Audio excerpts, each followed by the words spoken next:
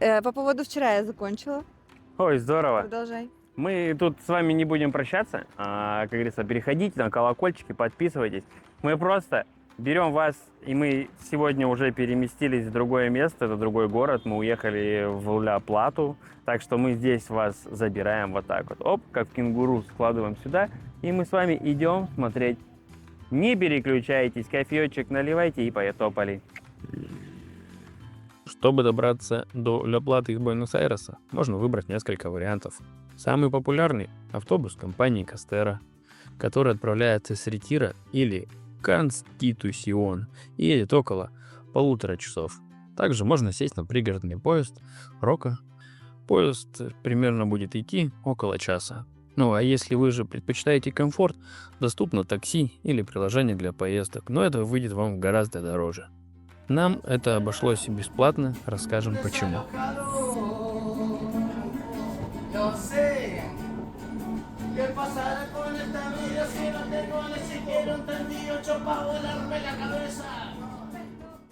А почему бесплатно? Потому что на конечной станции был свободный выход, поэтому нам не удалось сделать оплату.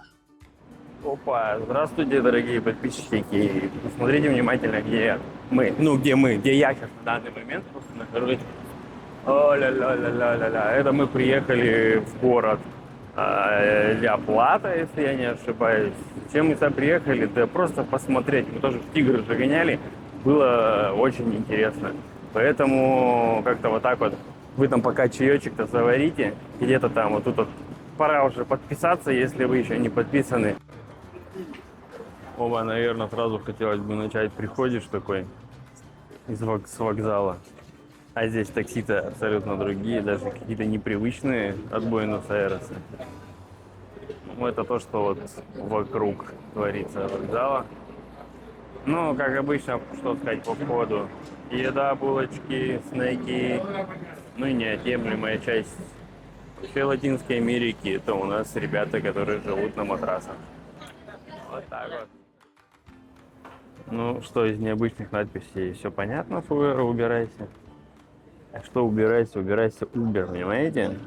И вот я не зря снимал их такси. Короче, Uber 0. Вот так вот ребята катаются, у них свои правила.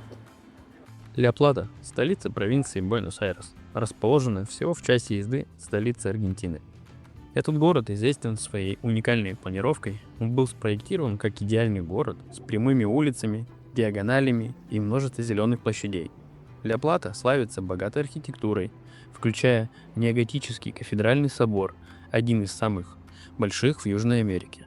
Город – культурный центр с множеством музеев, театров, университетов. Здесь находится знаменитый музей естественных наук, который считается одним из лучших в Латинской Америке. Ля-Плата также известна своей динамической студенческой жизнью и уютными кафе.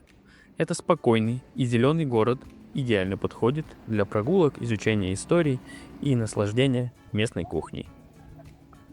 У них есть мини-обелиск. Не мини-копия Буэнос-Айресского, конечно, но он есть. Это важно. В общем, первые впечатления про Ля-Плату, пока... Ну, как будто мы попали, так сказать, в какую-то провинцию, такую хорошую. По чистоте города. О, ничего себе, супермагаз, короче, какой-то есть. Вот, но не факт, вот кроссовки продают, что-то еще такого. Мотоцикл даже есть. Вот, продолжим. Наверное, по чистоте сразу же город проигрывает Буэнос-Айрес. Это прям вот 100% прям. Вообще, прям все разбросано. Половина тут каких-то этих домов, окна, что-то заколоченные такое. Я не хочу сказать, что это прям, фу-бе, но это прямо... Потому что у нас сейчас есть чем сравнивать. Мы живем в Буэнос-Айресе, поэтому я буду делать сравнение с этим. С какими-то российскими городами, но, скорее всего, нет, потому что это, фигня какая-то получится. И вот эти перекрестки, вот их вообще непонятно. В Буэнос-Айресе их не так много, мы там ходили. Тут мы идем, это уже вот третий перекресток, вот реально. Кто откуда едет, непонятно. Вот. И, как я говорил, уже такси это вот как бы в отличие. Сейчас мы планируем зайти в несколько, наверное, магазинов. Я хочу все-таки сравнить цены. Ну вот, как раз мы сейчас проходим овощной киоск. Просто интересно, как все-таки в столице Аргентины и в провинциальных городах отличаются ценники. Ну, вот сейчас я попробую зацепить. Что тут? Ну, это что, за 2 килограмма. Килограмм. Это килограмм, короче, помидор 2000 песо стоит.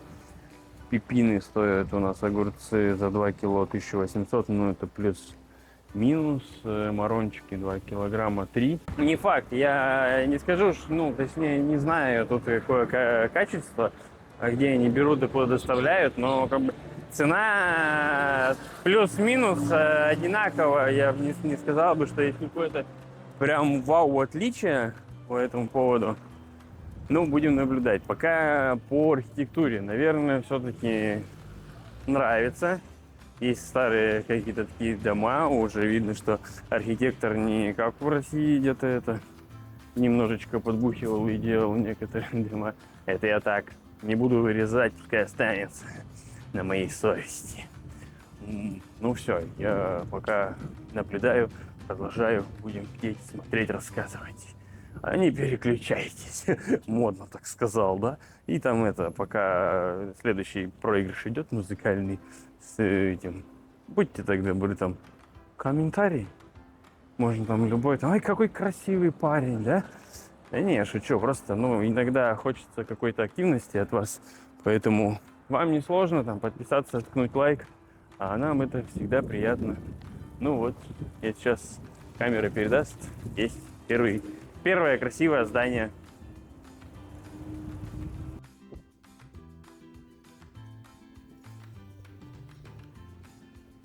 Собор – это символ города и один из крупнейших неоготических храмов в Южной Америке. Так как его строительство длилось достаточно долго, это сделало его не только историческим, но и современным памятником. Архитектура собора вдохновлена европейскими готическими традициями, высокими витражными окнами, изящными арками и внушительными шпилями, которые достигают высоту 112 метров. Когда что-то на богатом, своя личная пальма на террасе.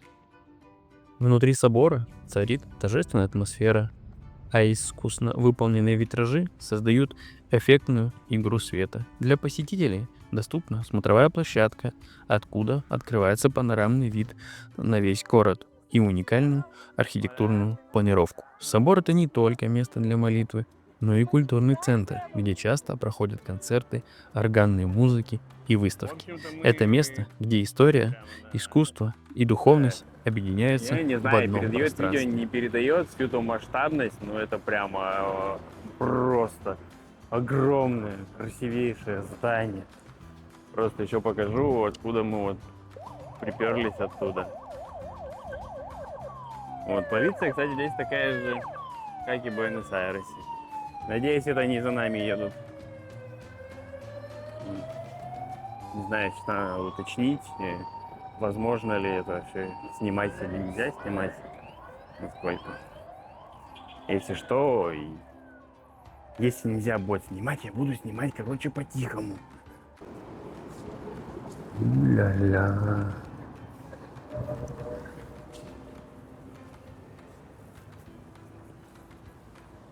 Ё-моё.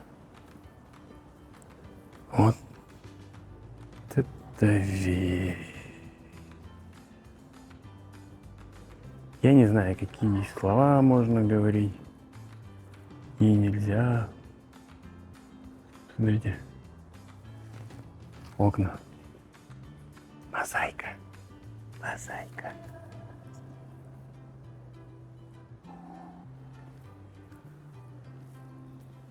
Сколько интересно вот это квадратов. Это вот у меня чисто это в голове почему-то это. Тоже по ним нет. Это не исповедуется, наверное. А что-то похожее на это дело.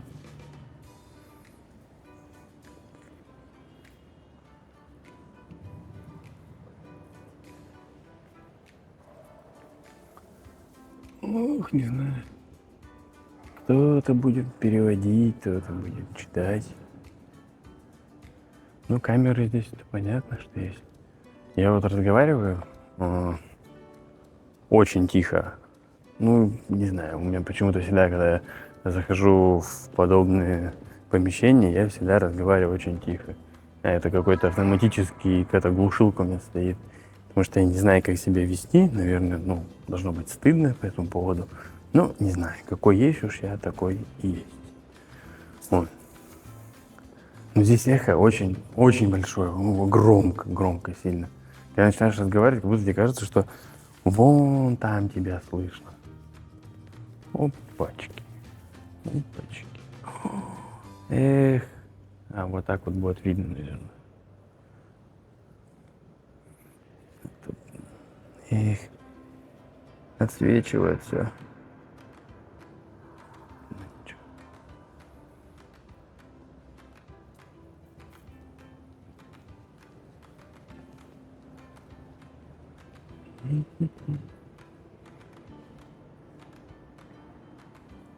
Понимаю, это гробница кого-то. Мы когда были в Питере были, тоже вот эти вот гробницы. Ну, смотрите, свечи. Свечи не настоящие, получается. Все-таки электричество. Ну, потому что здесь не вот пришел, зашел сюда, здесь ну, совсем не пахнет вот этими жжеными свечами. Ого. А вот там вот, блин, если бы видео как передало, там их много. Смотрите. Ну, настройся, пожалуйста. Пожалуйста, настройся. Вот. Настраивать.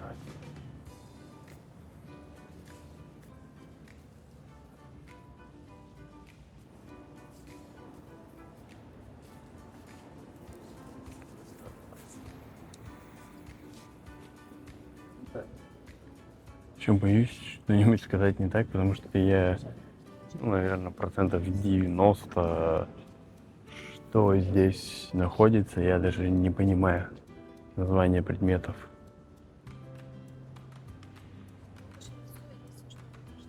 О, русские ребята вон сзади меня. Сразу же слышно их. Вот грешница сидит. Кафедральный собор Ля Платы – один из крупнейших неоготических храмов в Южной Америке.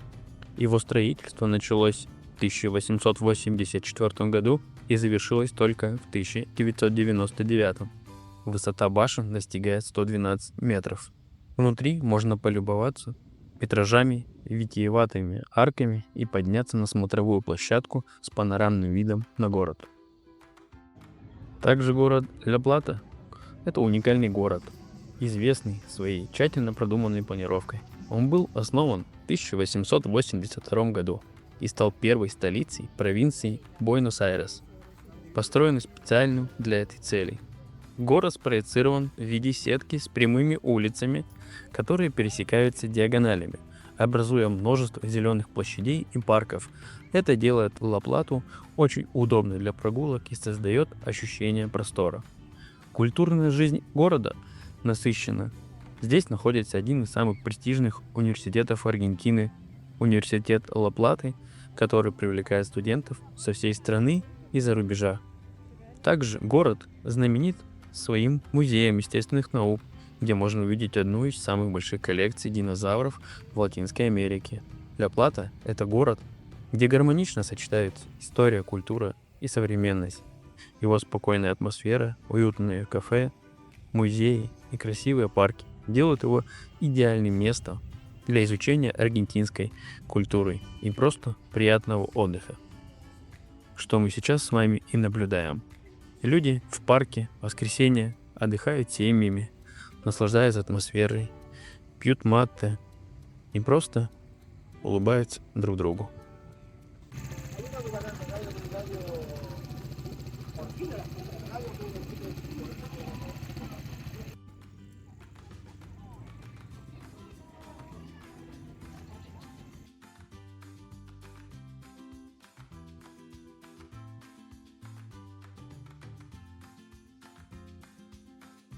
А мы тут так тихонечко перемещаемся, точнее уже переместились в парк Сааведра, если я не ошибаюсь, называется. Фу, так мне почему-то лучше чуть-чуть. Самое удивительное, что город Ля Плата, это, по мне, так сверху посмотреть на карту, это, короче, ровный квадрат. Вот реально ровный квадрат. А вот мы там, сердце это получается вот собор полностью. О, первая моя подписчица, видите, махала мне там. А вот сюда, и вот мы решили прогуляться по паркам, потому что, ну, по парке это их все, это сила, как и в женщинах была 8 марта. Вот, но в этом парке почему-то есть искусственный водоем, там получается какие-то кувшинки, все остальное. Но сегодня, воскресенье, здесь я бы называл бы блошиный рынок, что ли, 50 на 50. Кто-то вот, ну, продает вот свои вещи, какие-то старые, залежавшиеся. Кто-то видно, что купили там, я не знаю, наверное, на Онце или на кого-то на Флоресе и тоже перепродают все вещи. Ну, они не сдаются, они все-таки зарабатывают как могут. Это, ну, это здорово. Ну, вот просто смотрите, вот. Вот, но это же видно, что вот абсолютно это вот все вещи, что-то сделано вот руками. Вот теннисная ракетка, да. Она и по-любому кому-то точно нужна. Она, мне кажется, еще раритетная. Ну, блин. И что еще удивительно, вот сколько мы ходим, заметили, в Буэнос-Айресе все-таки большое скопление практически на каждой квадре, там по несколько стоит полицейских. Здесь полиции вообще как таковой, ну, нет. И отличие, опять же, еще, которое, ну, прямо бросается в глаза, работа, короче, каких-то определенных организаций, тех же самых магазинов. Все-таки в Буэнос-Айресе и как-то в воскресенье работает больше. Ну, чтобы кто вдруг, например, раз смотрит, воскресенье это вообще прямо такой нерабочий день практически у всех и у всего. Все отдыхают семьями и все остальные. Вот, поэтому говорю, что здесь, наверное, такое больше, что вот, ну, сколько вот мы там зашли, видели всего один магазин, хотя мы ходим уже, ну, час, наверное, да, он там работает. Вот, возможно, что здесь скопление, все полностью, все сердце сегодня здесь, и ребята вот тут вот занимаются торговлей, общением, играют. Вот. Пока тоже не совсем понятно, но вот такие резкие различия я точно могу сказать. Итак, вот мы съездили в Ла-Плату. Вот мы уже переоделись. Да. И что хочется сказать про этот город. Город маленький, провинциальный. И, как мне показалось, кроме вот этих достопримечательностей, таких как собор, парк и еще несколько зданий, которые мы так до конца и не разобрались, что это, администрация или нет, ну, больше там как будто бы и скучно, и делать нечего. Вот. Но поездка мне понравилась. Как вариант такого выходного дня, тура быстрого на один выходной день, съездить туда-обратно, погулять, развеяться, сменить обстановку. Ну, я думаю, что это того стоит. Да, я солидарен здесь. Мне тоже понравилось, но это так, посмотреть чисто, ну, день, там, два, не более, ни в коем случае. Возможно, жить бы, наверное, там точно бы не хотелось. Не схватил телефон. Потому что, ну, я не знаю почему, ну, нет там. Хотя ты как житель изначально маленького города Ирбита, да, меня тянуть должно было бы туда, да? Но я имею в виду, что ты мог бы сравнить вот их провинцию с нашей, ой, ну да, правильно, с нашей их провинцию с моей провинцией сравнить, да. Ну вот, моя провинция Ирбит лучше, чем провинция Ля Плата. Так вот, и добавить, конечно, хочется что отдельно про этот собор, который мы показали. Он, не знаю, у меня словарный запас какой-то ограниченный, чтобы его описать, но это правда, это прям великолепно, это здорово, это классно, это прям вау. Мне очень понравился этот собор, и, конечно, на видео не передаст то, как это вживую. Какой он большой, какой он красивый, как там все внутри. Вот, ну, короче, мы затянули. Да. Мы не готы, но готический стиль нам понравился в Латинской Америке. Вот. А на этом, если, короче, вам такие выпуски заходят, давайте пальчики все-таки вверх будем ставить. Мы уже придумали, куда мы поедем, и так что вам не прощайте, а пока до новых встреч. Чао.